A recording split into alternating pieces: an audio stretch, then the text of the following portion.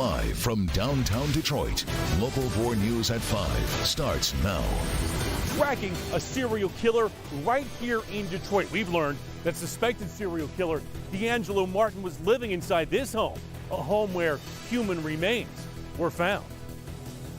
Well, enjoy it while it lasts. The local forecasters have a very good reason why you should get outside today. We're going to begin, though, with brand new dash cam video of a high-speed chase moving through the streets of Warren. Good to have you with us here at 5. The chase started this morning just after 9 o'clock. Detroit police looking for a suspect in a shooting, and they found him, but not before he was able to speed off in a van. But as Rod Maloney shows us, the driver managed to get away after driving into Detroit.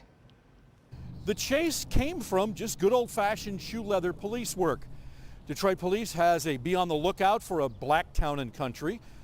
Warren cop comes here to this hotel and finds the vehicle sitting right here. As he's sitting here looking at it, a couple gets in the car and drives away, and the chase was on. That was the minivan going westbound at high speed with an officer hot on his trail, but that's about as much of it as you're going to see. The van doing at least 100 miles per hour on city streets kept police on their toes and at a good distance as it sliced through the city, going first down Van Dyke, turning westbound on I-696, doubling back then at Mound, going eastbound on I-696, getting off on Hoover. You can see the speed of the Warren police cars at the bottom right-hand corner of your screen, and 90 was a common number.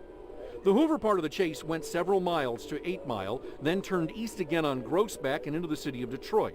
There you can see a City of Detroit marked unit looking to help intercept the van, but was going the other way and couldn't make the stop either.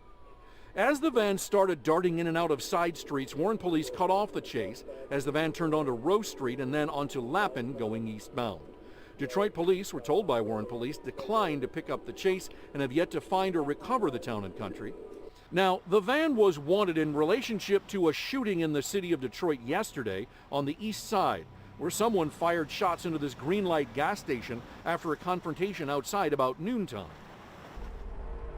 Now, we're live here at Detroit Police Department. They still are trying to find this driver, although they haven't been able to find him as of yet. We have found out just this afternoon that this vehicle has been very active. Hazel Park police, we're now told, were chasing it last night. They couldn't corral the driver as well. But they do have a license plate number, and we want to give it to you now. It's Michigan Earl Bruce Paul 9023. Again, that's EBP 9023. Police say if you see it, do not approach the vehicle. Don't take anything into your own hands. Call 911. Back to you. Rod, what about the driver? Do we have a description of that person? Well, as best we can tell, he is a white male, clean shaven. He also had a woman with him, and we're told that she has very long, curly hair. All right, Rod. New tonight, a Detroit man has been charged in the death of a teenage mini-bike driver.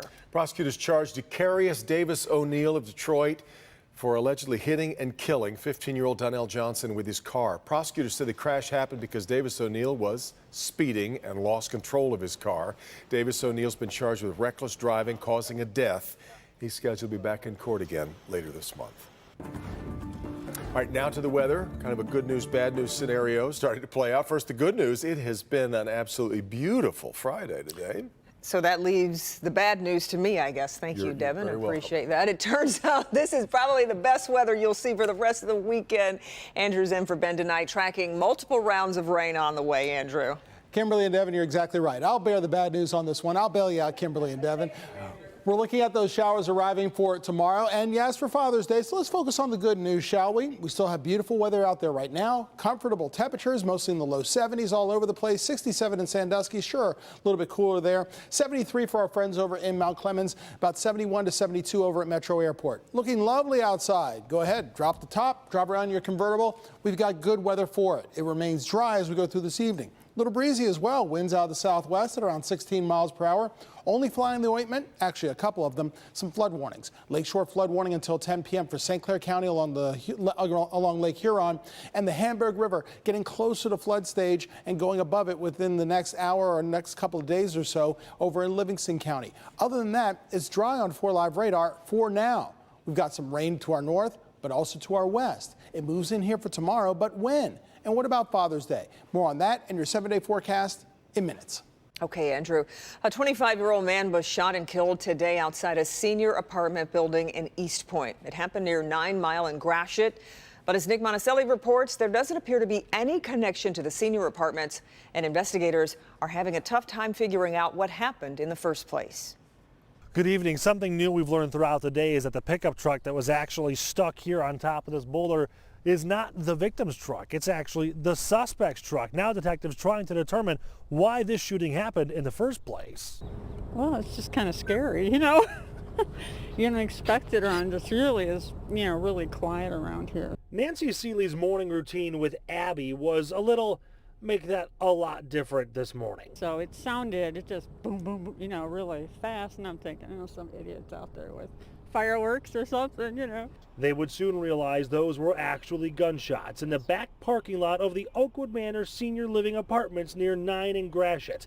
It happened just before 4 a.m. When EastPointe police got here. They found this pickup stuck on top of a boulder and a 25-year-old man from Detroit lying on the ground. There's a truck that was smashed up on there, and the ambulance wasn't moving too fast, so I figured somebody was dead after that many shots. Unfortunately, she was right. The victim had very faint vital signs and died at the hospital. Police say this could be a shootout after finding 10 casings and a gun near the victim, and witnesses saying they saw a car driving away. Unfortunately, they didn't see anything else. There's, very little vehicle traffic. There's literally no pedestrian traffic. Again, so that's why we're going to have to count on, the weapon that was recovered from the scene, who that may be registered to, who the vehicle may be registered to. Those will be all leads that we'll be following up on. At EastPointe, Nick Monticelli, Local 4. And if you think you saw something familiar in that video you just saw, or think you know something about this murder, detectives from EastPointe would like to hear from you. Now to brand new information in the Detroit serial killer investigation and a potential connection to a missing persons case out of Ferndale. We have now learned Detroit police are taking a very close look at a hairbrush because it could be a key clue in the case. We bring in Sean Lay, who's live on the east side. One thing we have learned this week, Sean, things seem to be evolving by the hour in this case. Big time, even today. Let's let everyone know exactly where we are on the east side here. That's Woodward Avenue right there, right off of Ralston behind a liquor store here. It's a tiny street called Annan. I want you to follow me this way and look at this house here. A vacant house, been vacant for a long time. It's been boarded up, but this board up is not part of that city program with police to board up homes after the serial killer situation. This was boarded up today because we have learned this is a crime scene. Now, D'Angelo Martin, the suspected serial killer, was staying in this home. Human remains were found in this home. This is video of suspected serial killer D'Angelo Martin with Ferndale police last August. Martin was with a woman named Deborah Reynolds, who has now been missing for months. Ferndale police said the pair were drunk. Ferndale police took Martin and Reynolds across 8 Mile and dropped them off at a gas station at State Fair in Woodward. Just down the street is this home at Annan and Woodward. Neighbors tell police that D'Angelo Martin was living in this abandoned home. December 22nd of last year, remains were found wrapped in a sheet and under a couch inside the home. Those remains have not yet been identified, but the family of Deborah Reynolds tells us Detroit police came to them this week and got a hairbrush belonging to Reynolds with her hair still on it. It's now being tested for DNA. The family wants to know if the body found here is their missing loved one. Just blocks away from here, closer to 7 Mile, the body of Yvonne Coburn was found wrapped in a carpet. She didn't deserve to be murdered. She didn't deserve to be left like that. Now tonight, her sister wants to know if Yvonne's murder is related to the serial killer case. And I believe he had something to do with it. My gut tells me this man killed my sister. Back here live as investigators try to connect these dots. So here's the home here where Yvonne Coburn, we just showed you her body was found just walking distance over here on Brentwood. That's near 7 Mile here. So again, no confirmation if her killing is related to all this. That's what investigators are trying to put together. That's what her family is trying to get answered. They also have a GoFundMe to help with her burial. It's on our website, clickondetroit.com. Devin, Kimberly, back to you. And Sean, as with so many other cases now today, DNA is the key to all this. That's right. DNA from that brush that investigators now have with this case, DNA from the other cases, including the Yvonne Kohlberg case as well. All this DNA has been sent to the crime lab, MSP crime lab over in Northville.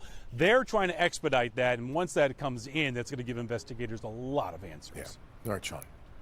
Other news today, a car slammed into a pole and knocked out power for almost 4,000 people in Hamtramck this morning. Yeah, that accident happened near the intersection of Camore Avenue and Conant Street about 5 a.m. We're told nobody was hurt. DTE has restored power to all of its customers. Right now, police are trying to figure out, though, what caused the crash. Much more ahead here at 5. Here's Tim Pamplin. If you're ever driving along the Lodge Freeway near the Davison, you might have seen these. A small community of tiny homes. It's a community service project. Coming up, we'll take you inside one of these humble abodes. All right, Tim. Also, U.S. officials say the proof is right here. Brand new clues into who was behind an attack on 2 tankers in a critical shipping channel. Priya?